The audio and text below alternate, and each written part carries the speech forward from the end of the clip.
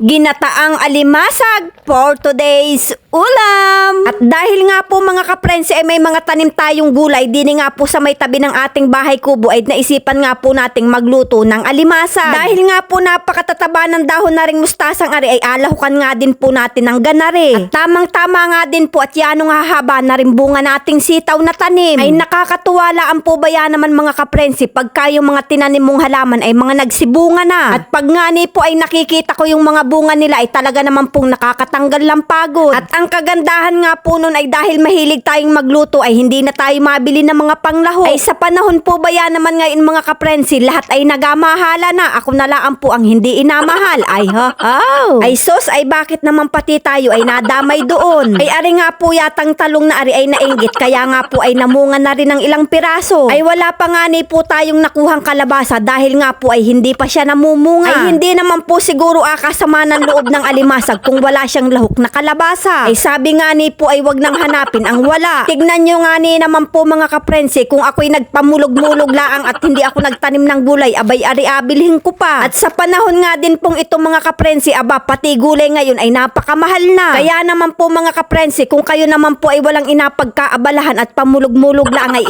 wala naman po kayong mga inapagagawa ay magtanim na laang po kayo ng mga gulay. Lalo na nga ni po kung tayo ay sa probinsya nakatira. Ay nako po, ay kahit nga hindi ko na kayo turuan ay may sarili naman kayong pag-iisip, ay nako ay bahala na nga ni kayo. Kaganda nga po na rin nabili kong alimasag at talaga naman pong pag-ikipatanga-tanga ay baka ikimasipit. Dahil nga po ay sariwang-sariwa pa. At nagisa na nga po tayo dyan ang luya, bawang at saka po ay sibuyas. At ilagay na nga rin po natin yung purong-purong gata ng niyog. At lagyan na nga ni po natin yan ng pampalasang paminta, oyster sauce at saka po ay kaunting asin. Siyempre nga po hindi rin mawawala ang ating sili. Takpan nga po muna natin yan hanggang sa siya ay kumulo. At ayan na nga po mga kaprensi, pagkalipas ng ilang minuto ay kumulo na nga po yung ating gata ng niyog. At ilagay na nga po natin aring alimasag. At para nga ni pong ako'y naaawa din sa alimasag at buhay pa siya ay isinalang na sa apoy. Para po bagang nararamdaman niya yung sakit at hindi po ba yan naman biglaan ang kanyang pagkamatay. Ay nako ay wala tayong magagawa dyan at ikaw ay isang alimango. Malay mo pagdating ng panahon ikaw sa reincarnation ay tao. Tapos ay ako naman yung alimasag ay di nakaganti ka na. Inilagay na nga din po natin yung sitaw at saka po ay talong. At takpan nga po uli natin yan mga kaprensi. At pagkakulo nga po uli yan ay ilagay naman po natin ay yung hiniwa-hiwa nating mustasa. Buti na nga laan po at medyo malalaki ang ating biniling alimasag, ay kung maliliit nga po yan ay baka nga po ay matabunan na ng lahok nating gulay. Dahil nga po hindi natin tinipid yan sa lahok na gulay, kalabasa nga laan po talaga ang kulang. At ayan na nga po mga kaprensi, luto na ang ating ginataang alimasag. Yanong sarap nga pong papakin ang gulay nari at sariwang-sariwa. Yan naman mga kaprensi, ano pang inaintay natin dyan? Sakmala na!